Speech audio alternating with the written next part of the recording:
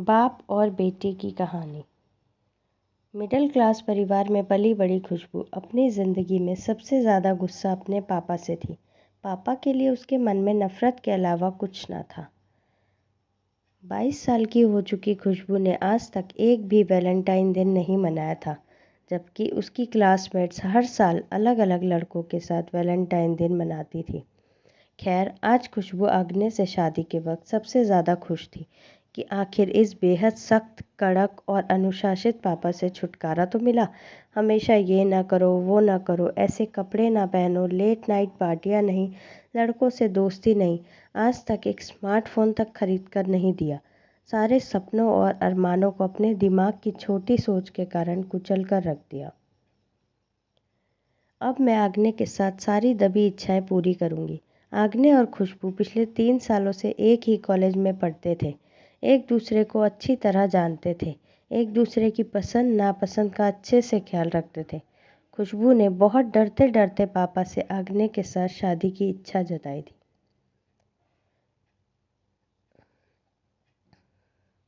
पापा ने आग्ने और उसके परिवार वालों के साथ मिलकर शादी के लिए हामी भर दी। खुशबू ने विदाई के समय पहली बार पापा को उससे लिपटकर बच्चों की तरह फूट फूट कर रोते हुए देखा। खुशबू को पापा की भावना से कोई मतलब न था। वह बस पत्थर की बुत बन खड़ी थी। जाते जाते उसके पापा ने ढेर सारे उपहार के साथ एक बंद लिफाफा भी खुशबू को दिया। ससुराल पहुंचते ही सबसे पहले खुशबू ने लिफाफा खोला। उस लिफाफे में पापा की चिट्ठी थी। उसने पापा की चिट्ठी को पढ़ना शुरू किया। खुशबू बेटा, मैं जानता हूँ पिछले 10 सालों से मैं तुम्हारे साथ बैड डैड की तरह पेश आता रहा। मैं तुम्हारे साथ सख्त इसलिए बनता रहा क्योंकि मैं नहीं चाहता था कि तुम्हारा हाल भी रागनी जैसा हो। रागनी मेरे कॉलेज में पढ़ने वाली एक बहुत अच्छे घर की, पढ़ने में तेज शरीफ लड़की थी, परंतु फैशन और नकली ग्लैमर के चक्कर में उसने अपनी ज़िंदगी को बर्बाद कर लिया था। उसने वो सब किया जिससे मैं तुम्हें हमेशा रोकता रहा। फैशनेबल कपड़े, लड़कों से दोस्ती, लेट नाइट पार्टियाँ सब करती थी। सोचती थी कि चरित्र अच्छा है तो इन सब में कोई हर्ज नहीं होती। फिर एक दिन उसके ड्रिंक्स में नशा डालकर उसके कुछ दोस्तों ने उसके साथ नाजायज़ फ़ायदा उठा लिया। इस घटना के बाद वो अपनी दिमागी संतुलन खो बैठी और समाज के तानों और लोगों से बचने के लिए उसके पापा ने उसकी मम्मी और छोटी बहन के साथ सल्फास खाकर सुसाइड कर लिया। खुशबू बेटा, आज से तुम अब एक नहीं बल्कि 2 परिवारों की इज्जत हो और मैं तुमसे यही उम्मीद करूँगा कि आगे भी तुम ऐसा कोई काम नहीं करोगी जिससे दोनों परिवारों की इज्जत पर कोई दाग लगे। हो सके तो अपने इस बैड डैड को माफ़ कर देना। चिट्ठी पढ़कर खुशबू फूट फूट कर रोते हुए तुरंत फ़ोन लगाकर भर्राए आवाज़ में पापा से कहा, मुझे माफ़ कर दीजिए पापा, मैं आपके गुस्से के पीछे के प्यार को नहीं देख पाई, आपकी चिल्लाहट के पीछे की आपकी परवाह को नहीं देख पाई, आपकी झुंझलाहट के पीछे समर्पण नहीं देख पाई। अब तो मैं हर जन्म में आपकी ही बेटी बनना चाहूँगी पापा। वक्त बीतता चला गया। खुशबू को ससुराल आए लगभग 1 साल होने को आया, मगर ऐसा कोई दिन न था जिस दिन उसने अपने पापा को याद ना किया हो। आज उसके पापा का जन्मदिन था।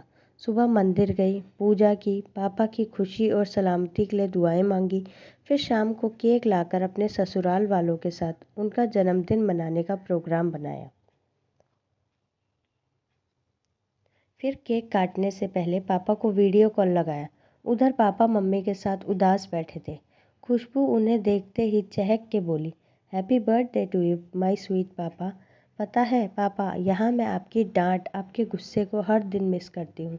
यहाँ सारे लोग मुझे बहुत प्यार करते हैं, स्पेशली सासू माँ। पता है पापा, एक दिन घर में मोहल्ले की औरतें सासू माँ को जब ये बोल रही थी कि कितनी अच्छी बहू मिली है तुम्हें, कपड़ों, बोली और स्वभाव में शालीनता ज़रूर इसके मम्मी पापा से विरासत में मिले हैं। आजकल की लड़कियों में इतने संस्कार अब कहाँ मिलते हैं।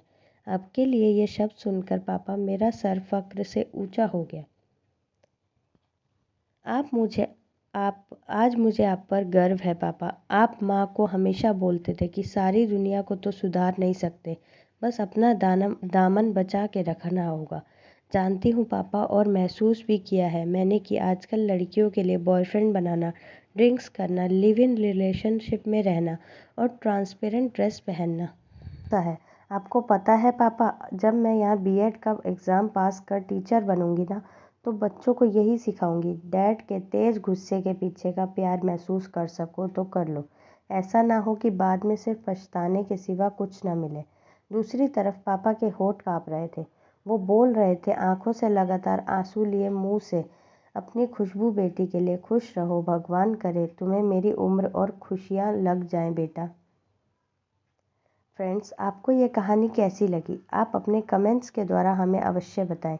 ये कहानी पसंद आने पर लाइक और शेयर करें और ऐसे ही और कहानी सुनने के लिए हमें सब्सक्राइब कर लें।